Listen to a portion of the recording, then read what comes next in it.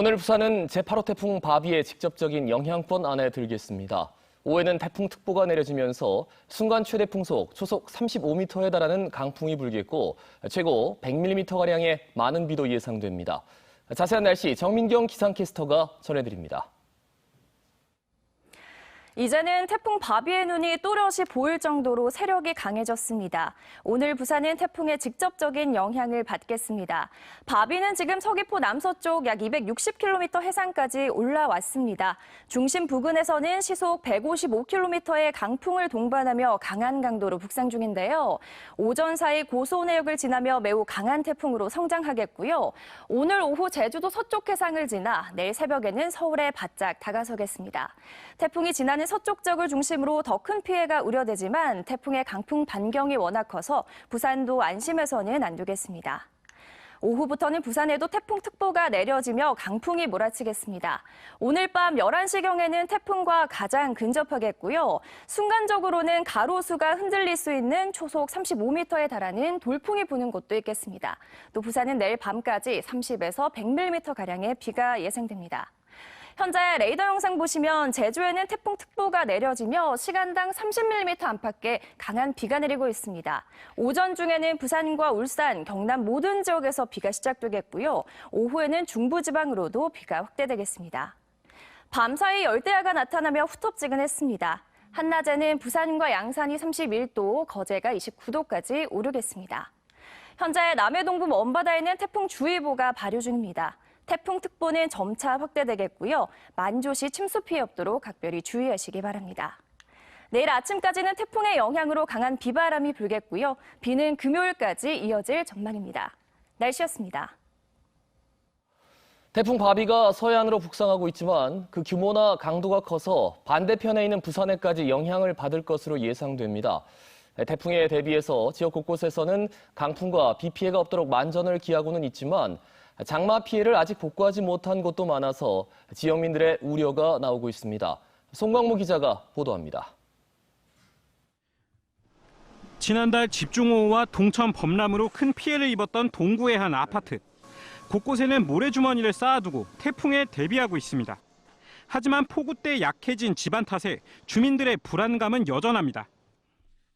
이 아파트 주민들은 폭우 때 이렇게 벌어진 틈새로 빗물이 들어가 집안이 더 약해지진 않을까 걱정하고 있습니다. 이게 지금 땅이 꺼지고 있거든요. 비만 오면 이거 다 들어간다. 다 들어가면 이게 이제 어떻게 될지 모릅니다. 폭우 때 비탈면이 무너졌던 한 고등학교도 상황은 마찬가지. 비탈면에 천막을 덮고 긴급 복구는 마쳤지만 주택들은 아직 부실한 집안 위에 놓여 있습니다. 밑에가 무너지면 우리도 무너지잖아, 그지? 그러니까 지금 걱정이 많습니다. 그 위에가 보일러실인데 저 기름이 만땅 들어가 있거든요. 저게 무너지면 어떡하지? 태풍 바비가 부산에 가장 가까울 때는 오늘 밤 11시쯤. 기상청은 태풍이 세력이 약해지지 않고 매우 강한 강도를 유지 중이라고 밝혔습니다. 특히 서해안을 따라 북상 중이지만 강풍 반경이 400km를 넘어 부산에도 초속 10에서 20m의 강한 바람이 불 것으로 예상됩니다. 입간판이나 양식장, 공사장, 전기시설 등 야외 시설물과 천박, 해안가 안전사고가 우려되어 오니 위험구역에 접근을 피하시고 피해가 없도록 대비하시기 바랍니다. 부산에는 내일까지 30에서 100mm의 비가 내리겠습니다. 또 부산 앞바다에는 최고 7m, 먼바다는 10m의 높은 파도가 예상돼 해안가 접근을 삼가야 합니다. MBC 뉴스 송광무입니다. 최근 2주 사이 30여 명이나 집단 감염을 일으켰던 부산의 코로나19 미스테리가 풀렸습니다.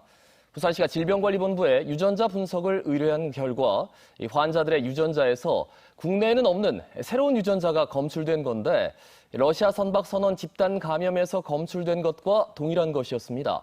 보도에 이만은 기자입니다. 러시아 선박 말고는 한동안 소강 상태를 보이던 부산의 코로나19를 재점화시킨 건 부경보건고 병설중학교와 부산기계공고였습니다. 2주 사이 두 학교 관련해서 발생한 환자만 30여 명. 부산시가 질병관리본부에 이들 환자들의 유전자 분석을 의뢰한 결과 러시아 선박 페트로원호의 선원 확진자 유전자와 동일한 GR그룹으로 확인됐습니다. GR그룹은 우리나라에서는 아직까지 발견된 적이 없는 유전자. 때문에 최근 부산의 코로나19 집단 감염은 러시아 선박에서 비롯된 것이 확실시됩니다. 부경보건고등학교 병설중학교와 부산기계공업고등학교의 유전자 분석 결과는 지난번 러시아 선박 페트로원 선원에서 나온 유전자 분석 결과와 동일한 GR그룹이었습니다. 부산시 역학조사 결과 190번 환자는 페트로원호 수리에 참여했다가 코로나19에 감염된 뒤 배우자인 183번 환자를 감염시킨 것으로 나타났고, 이 183번 환자가 자신이 다니던 부경보건고 병설중학교에서 성인반 학생 등 10여 명을 감염시켰습니다. 183번 환자는 174번, 179번, 194번 환자와 함께 사하구의 한 커피숍에서 밀접 접촉했는데, 이들 중 한 명인 194번 환자가 부산 기계공고에 다니던 자신의 아들을 감염시켜 193번 환자가 됐습니다. 193번 환자는 부산 기계공고에서 같은 반 친구와 가족 접촉자 등 20여 명을 다시 감염시켰습니다. 부산시는 또 다른 집단 감염을 일으켰던 199번 환자의 회사가 선박 수리와 관련돼 있다는 사실을 확인하고 러시아 선박과의 연관성을 조사하고 있습니다. MBC 뉴스 이만흥입니다. 부산에서도 광화문 집회 관련 2차 감염이 발생하면서 연쇄 확산 우려를 낳고 있습니다. 이런 상황에서 일부 교회가 또다시 대면 예배를 강행할 것으로 알려지고 있습니다. 황재실 기자가 취재했습니다. 부산시가 확보한 광화문 집회 참여자 수는 1,222명입니다. 부산에서 출발한 버스가 44대, 1,490여 명이라는 점을 감안하면 260명 정도 누락된 인원입니다. 부산 내 버스 출발지 기반의 기지국 명단을 중대본, 경찰, 통신사 등과 협력해 확보하는 방안을 적극 추진하겠습니다. 하지만 집회가 열린 지 벌써 열흘 지난 지금 너무 늦은 조치라는 지적입니다. 이 집회와 관련된 연쇄 확산 여부는 이번 주말까지가 고비였는데 부산에서도 2차 감염이 발생했기 때문입니다. 가족관계이고요. 광화문 집회에서 올라와서 지역에서 2차 감염으로 생각하고 있습니다. 교회 상황도 불안합니다. 수요 예배를 앞두고 일부 교회가 또 대면 예배를 강행할 것으로 알려지면서 부산시는 106개 교회에 집합 금지 명령을 내리고 경찰과 함께 현장 체증에 나섭니다. 이런 가운데 부산 성시화운동본부는 시민들께 미안하다는 현수막을 걸고 자정을 촉구했습니다. 방역이 신앙과 정치가 아니라 과학과 의학의 영역임을 알고 방역의 대상에는 성적과 진정이 따로 없음을 기억하고 우리는 비대면 예배로 부산은 5명의 추가 환자가 발생해 지금까지 누적 환자 수가 264명으로 늘었습니다. MBC 뉴스 황재실입니다. 계속해서 오늘 아침 신문 살펴보겠습니다. 먼저 국제신문입니다. 코로나19가 재유행하는 가운데 기장군이 일부 소상공인에게 2차 긴급재난지원금 지원을 검토하고 있습니다. 부산시 행정명령으로 영업을 중단한 노래연습장 등 170여 개 고위험시설 사업자에게 100만 원씩 지원금을 주는 방안인데요. 기장군을 제외한 나머지 15개 구 중 수영구만 현재 2차 긴급재난지원금 지급 여부를 검토하는 단계입니다. 전국 광역단체로는 대구시와 제주도가 2차 재난지원금을 지원합니다. 지난 폭우 때 침출수가 유출돼 주변에 악취를 풍겼던 강서구 한 업체에 대해 부산시가 행정처분을 내렸습니다. 부산시는 강서구 신호주거단지에 악취를 유발한 사업 폐기물 매립업체에 영업정지와 과태료 500만 원을 처분했습니다. 시는 2만 톤가량의 침출수가 매립장 내에 고여 인근 주민에게 악취 피해를 끼친 이번 사태의 책임이 업체에 있다고 판단했습니다. 다음은 부산일보입니다. 최근 지역 감염 확산으로 코로나19 2차 대유행을 앞둔 가운데 부산시가 고위험시설 운영 중단 등 대책을 꺼냈지만 위반 사례가 속출하고 있습니다. 특히 감염 확산이 우려되는 고위험시설의 집합금지명령 위반 사례가 어제 오후 기준으로 유흥주점 10건, 단란주점 5건 등 모두 18건이 적발된 건데요. 부산시는 장기적인 관점에서 시민 건강을 위해 방역 조치를 강화했다며 재확산을 초기에 진정시킬 수 있도록 시민 협조를 당부했습니다. 부산도시공사가 해운대 LCT 측에 사업 준공을 촉구했습니다. 사계절 관광객을 위한 시설을 만들겠다는 취지와 달리 주거시설을 제외한 주요 관광시설이 개장하지 않은 것에 대한 조치인데요. 사업 기간이 종료되는 이달 말까지 협약을 이행하지 않을 경우 곧바로 이행보증금 139억 원을 귀속시키고 민형사상 책임을 묻겠다는 것입니다. HT 측은 코로나19로 인해 관광시설 도입이 늦어지고 있다며 사업 기간을 연장해 전체 사업을 마무리할 예정이라고 전해왔다고 신문은 밝혔습니다. 지금까지 아침신문 살펴봤습니다. 코로나19로 일정이 연기된 대입 수능 시험이 이제 100여일 앞으로 다가왔습니다. 고3 수험생들 입시 전략 마련에 고심하고 있습니다. 정세민 기자입니다. 30도를 넘는 한낮의 더위도 수험생들의 학습 열기를 가로막지는 못합니다. 코로나19로 사상 초유의 온라인 고3 시대를 경험 중인 학생들은 어느새 100일 앞으로 다가온 수능 시험에 걱정이 앞섭니다.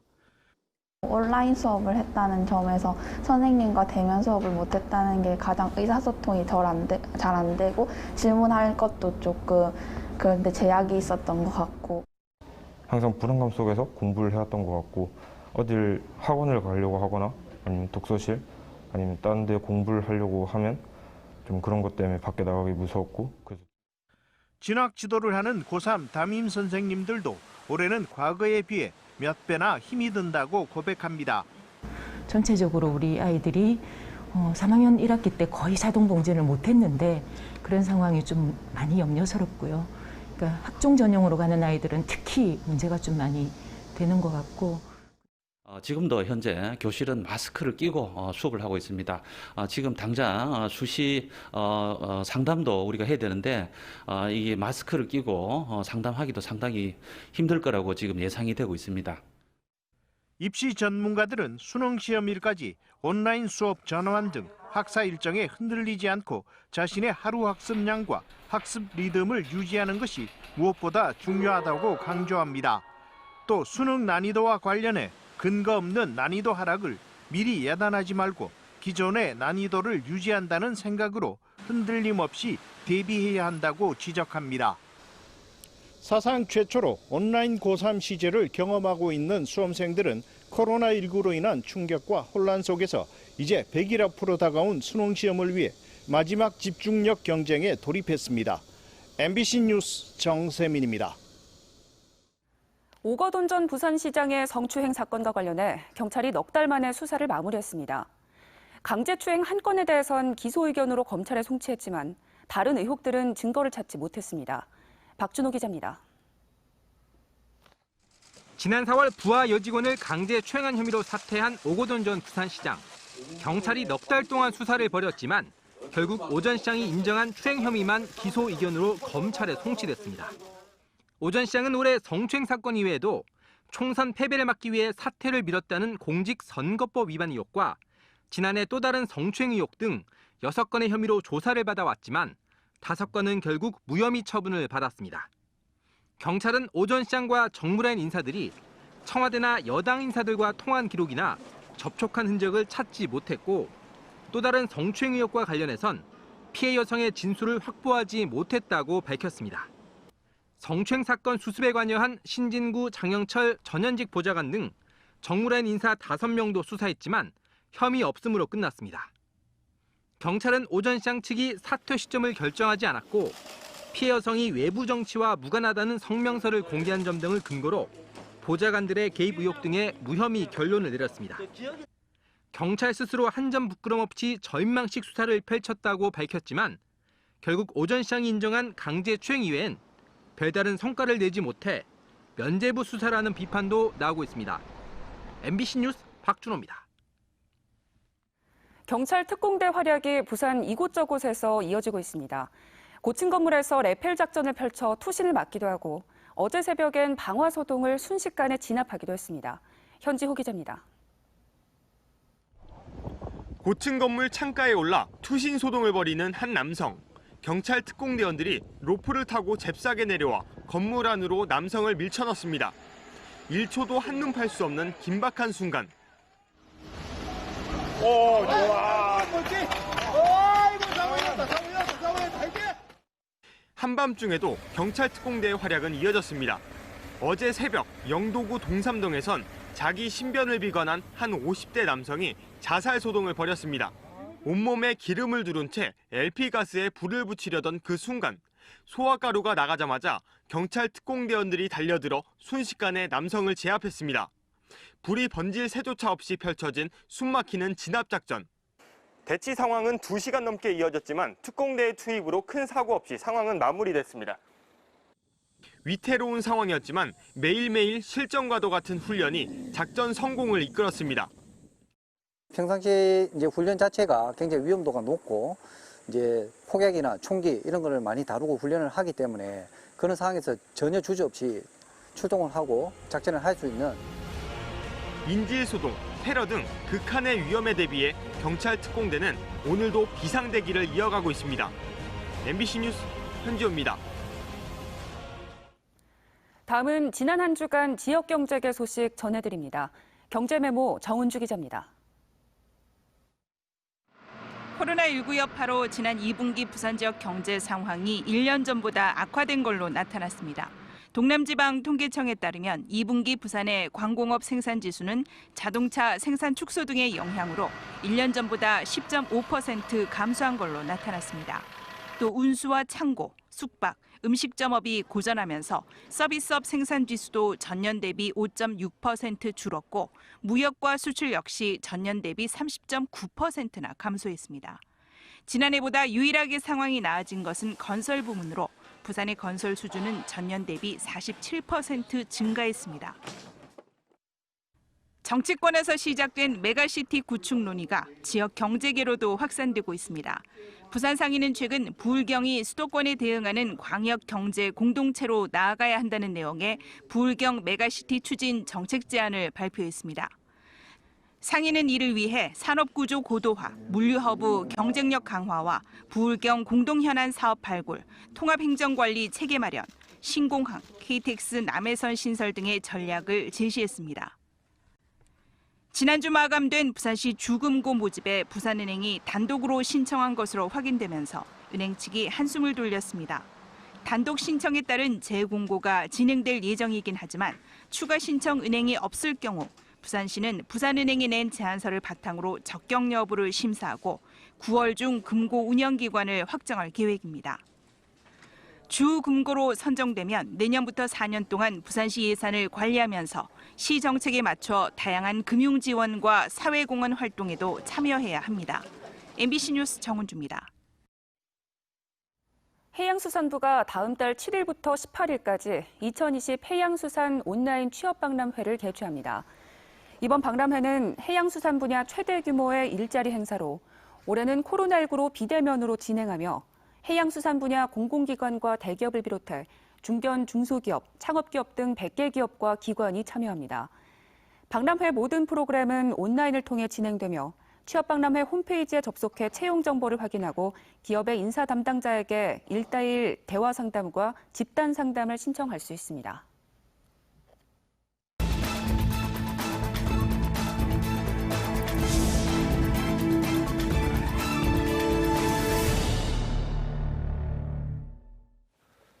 어제 오전 8시 반쯤 사구 감천항에 정박한 러시아 선박에서 러시아인 50대 A씨가 작업 중 프레온가스를 들이마신 뒤 숨졌습니다. A씨는 선박 내부에서 나던 가스 냄새를 확인하기 위해 혼자서 안에 들어갔다가 변을 당한 것으로 보입니다. 해경은 동료 선원 등을 상대로 가스 노출 원인 등 구체적인 경위를 조사하고 있습니다. 어제 낮 2시 반쯤 강서구 송정동의 한 공장에서 쓰레기 분리 기계를 시범 운전 중 폭발이 일어났습니다. 이 사고로 기계 주변에 있던 업체 대표와 직원 등 4명이 얼굴에 화상을 입고 병원으로 옮겨졌습니다. 경찰은 목격자 등을 상대로 정확한 사고 경위를 조사 중입니다. 부산고등법원 형사 2부는 사무장 병원을 설립해 220억 원대의 요양급여를 불법 수령한 혐의로 기소된 아버지와 아들에 대해 무죄를 선고한 원심을 깨고 징역 3년을 각각 선고했습니다. 이들은 지난 2010년 10월부터 18년 7월까지 사무장 의사를 통해 병원을 개설한 뒤 국민건강보험공단으로부터 92차례에 걸쳐 요양급여 224억 원 상당을 부정수급한 혐의를 받아왔습니다. 재판부는 피고인이 이전에도 사무장 병원을 설립해 처벌받은 전력이 있고 피고인들이 병원 업무 전반에 전권을 갖고 의사결정과 집행행위를 주도했다는 점 등이 유죄 판단의 근거가 됐다고 밝혔습니다.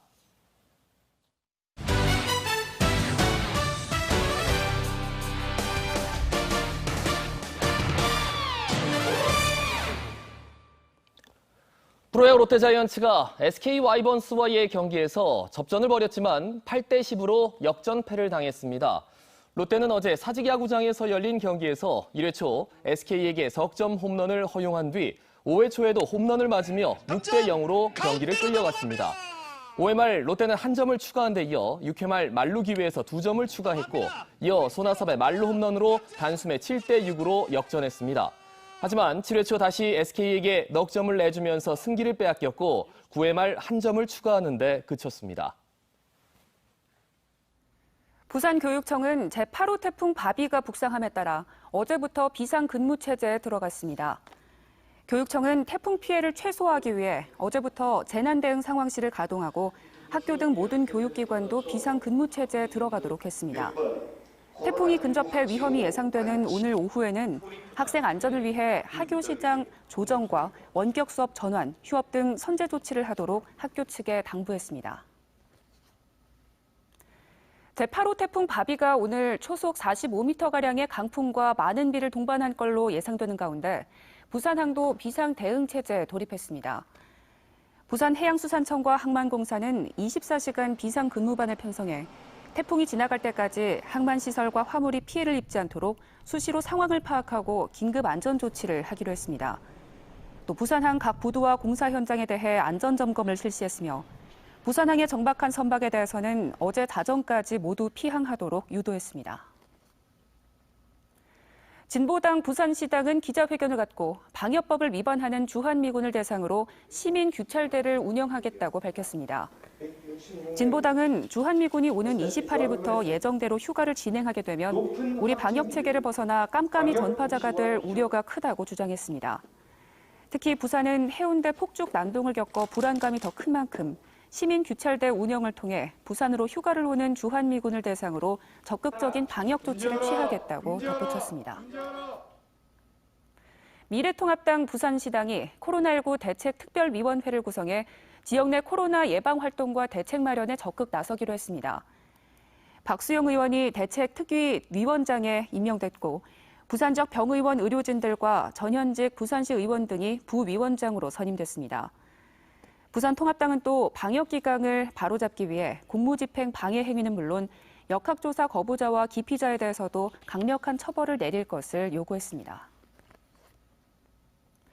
부산 지역 중소기업 3곳 가운데 2곳이 올해 하반기 고용계획을 세우지 못한 것으로 나타났습니다.